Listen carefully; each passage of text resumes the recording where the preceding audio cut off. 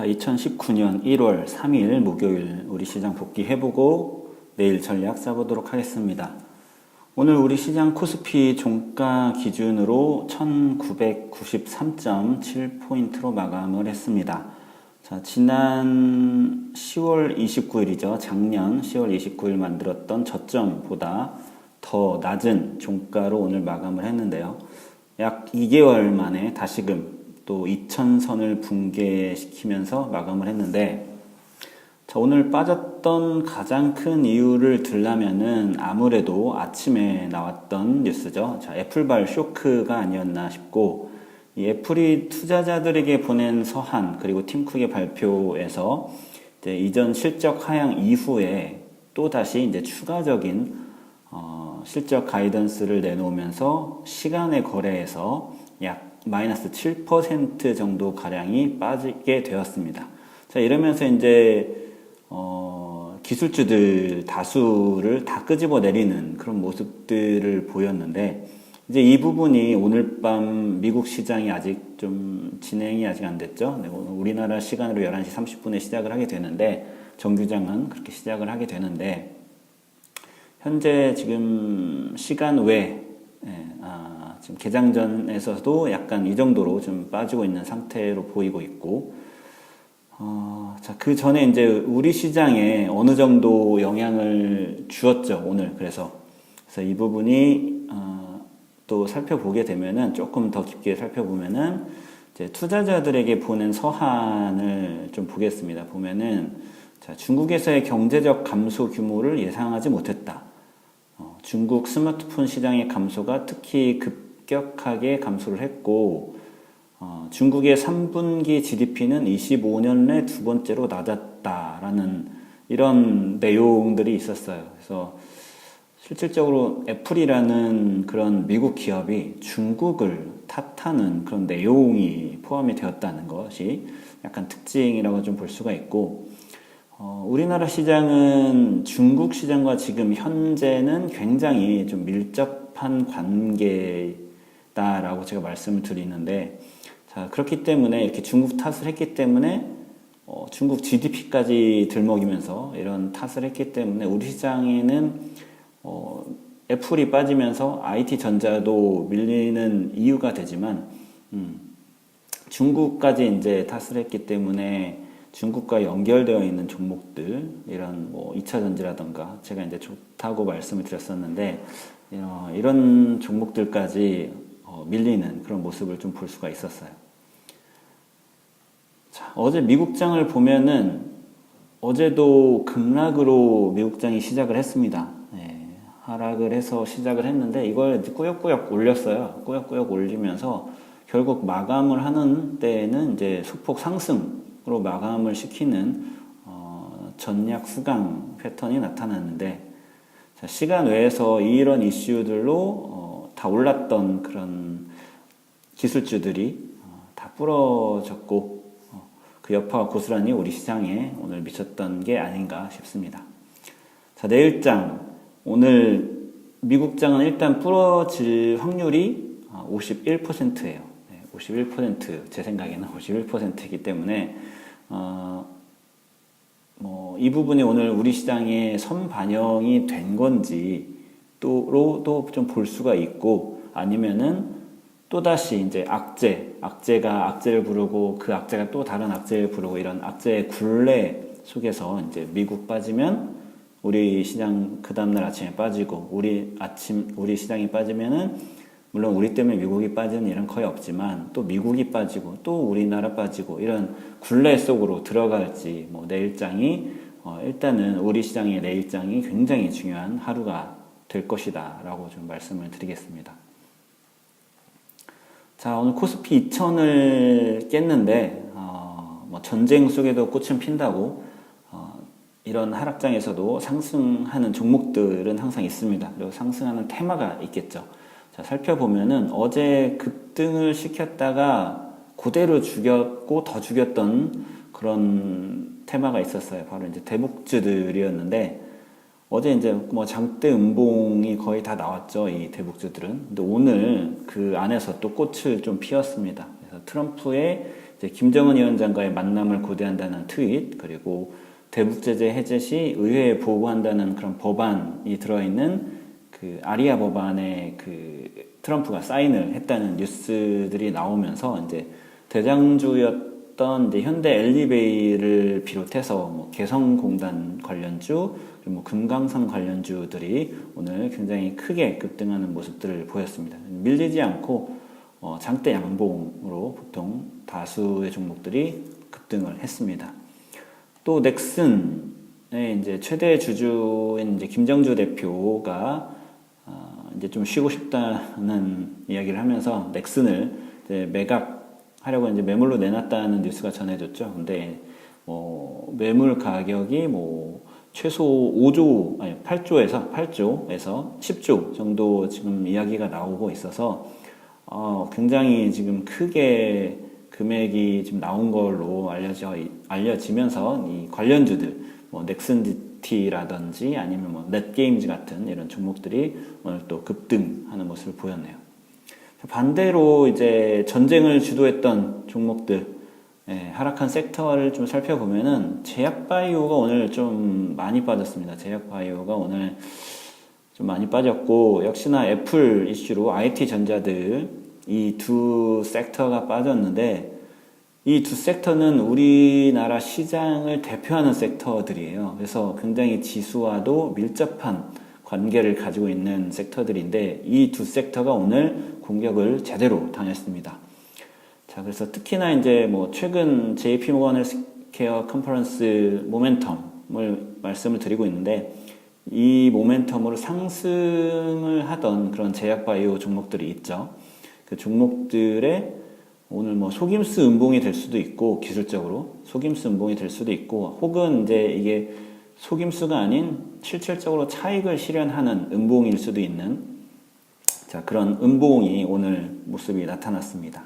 자, 이런 부분들이 오늘 시장에서 나타났던 특징들이고, 내일은 금요일이죠. 자, 그래서 올해 초반 분위기는 어제, 오늘, 그리고 내일이 이제 중요하다고 다시 말씀을 드리는데, 일단 3일이 중요하다고 말씀을 드리는데, 일단 이틀이 지난 오늘 현재 상황까지만 봤을 때는 올해 시장도 참 녹록치 않은 장이다 좀 예상이 되고요.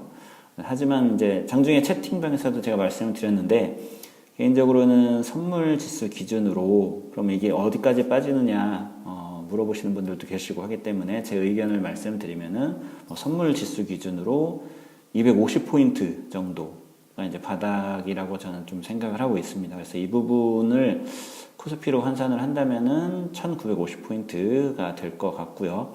따라서 이제 이 수치까지 지수를 공격을 하는지 좀 볼 생각이고, 만약에 이 정도까지 만약에 우리 시장이 밀린다라고 하면은 앞으로 이제 선물로 한 7포인트 정도가 남아있죠. 여기서는 저라면은 이제 상방 레버리지라도 일으켜서 상방 베팅을 해봄직하다라는 그런 인덱스 전략 또 하나 짜드리도록 하겠습니다. 이 수치를 만들거나 혹은 이 수치를 이제 깰 수 있는 이벤트가 있다고 제가 말씀을 드렸는데, 우리나라 시간으로 말씀드려야죠. 우리나라 시간으로는 5일입니다. 5일, 토요일이죠. 토요일이어서 내일이 아니고 토요일 0시 15분에 진행되는 이제 전미 경제학회라고 있는데, 여기에 이제 연준의 파월 의장이 참석을 합니다. 파월 의장 외에도 이 학회에 참여하는 인사가 제닛 옐런이라든가 아니면 뭐 벤 버냉키 같은 그런 이전에 연준 의장을 지냈던 분들이 다 참석을 해요. 그래서 여기서 이제 제롬 파월 의장이 어떤 발언을 하는지가 굉장히 좀 귀추가 주목이 되는 부분이고, 현재 지금 내년 미국의 금리 인상이 없을 수도 있다. 전 FOMC에서는 내년 금리 인상을 2회 정도로 이제 점도표가 예상을 하고 있었는데, 지금 뭐 월가의 그런 투자자들 사이에서는 점점 늘어나고 있어요. 이런 의견을 내는 투자자들이 내년에 금리 인상이 없을 것 같은데라는 그런 의견을 내는 투자자들이 속속 나오고 있는데, 그리고 이제 또 트럼프도 전에 말씀드렸듯이 모 투자자와 전화통화 이후에 그 투자자의 어드바이스에 따라서 중국과의 협상 계속 잘 되고 있다. 그런 긍정적인 시그널만 계속해서 보내고 있거든요. 자, 그래서 이제 이런 것들을 총 집합해서 여기에 추가적으로 파월 의장이 이 학회에서 시장에 우호적인 메시지를 좀 내비친다면 데드캣 바운드가 되었던 추세를 돌리는 그런 모습이 나오던 우리 시장이 좀 글로벌 시장이 한번 상승적으로 고개를 돌려보진 않을까라고 저는 좀 생각을 하고 있습니다. 자, 그래서 요 학회 좀 이벤트를 좀 체크를 해보시면 좋을 것 같고, 자, 그리고 다음 주 이제 화요일 8일이 되겠죠. 1월 8일에는 삼성전자의 18년 4분기 잠정 실적이 발표가 됩니다. 자, 이걸 또 활용하는 세력이 분명히 있죠. 분명히 있을 텐데, 자, 이거는 이제 우리나라 시장 어느 투자자나 다 알고 있듯이 이번 4분기, 4분기 그 삼성전자 실적은 좋지 않게 나올 거다라고 다 생각을 하고 있어요. 아마 영업이익이 지금 컨센서스가 증권사 쪽에서는 14조 정도를 운운하고 있는데, 이보다 많게 나올지 적게 나올지는 이제 실적을 발표할 때 봐야 알겠지만 기준을 좀 14조로 잡고 보시면 될 것 같습니다. 그래서 컨센서스보다 더 높게 나올지 낮게 나올지 이걸 가지고 분명 활용하는 세력이 있을 거다라는 것도 말씀을 드리고, 만약에 14조가 나온다고 치면 YOY나 QOQ로 따졌을 때 다 빠진 거는 팩트예요. 팩트인데, 자, 그럼 이건 나쁜 거 아니냐, 이렇게 이야기할 수 있죠. 자, 그러면은 이게 나쁘면은 아무도 삼성전자라는 주식을 사지 않나요?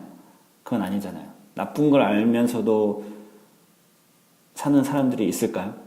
네, 그렇지 않다라는 거죠. 네. 그럼 이런 주식을 누가 사겠습니까? 그러면은 나쁜데. 자, 항상 이런 자리에서는 수요와 공급의 갈래가 좀 생긴다라는 걸 생각을 하셔야지 돼요. 나쁘다고 생각을 할 때가 좋을 수도 있고, 좋다고 할 때가 이제 나쁠 수도 있다는 거죠.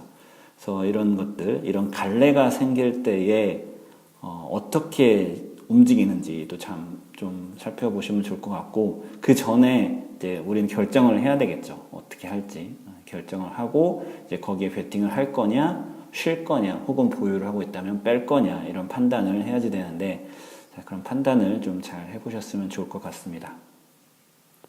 자, 참고로 이제 미국 같은 경우는 작년 4분기에 이제 기술주들이 실적이 그렇게 다들 나쁘지 않았어요. 그러면서 주가 부양 정책, 주주 환원 정책으로 자사주 매입을 한 기업들이 다수 있었습니다.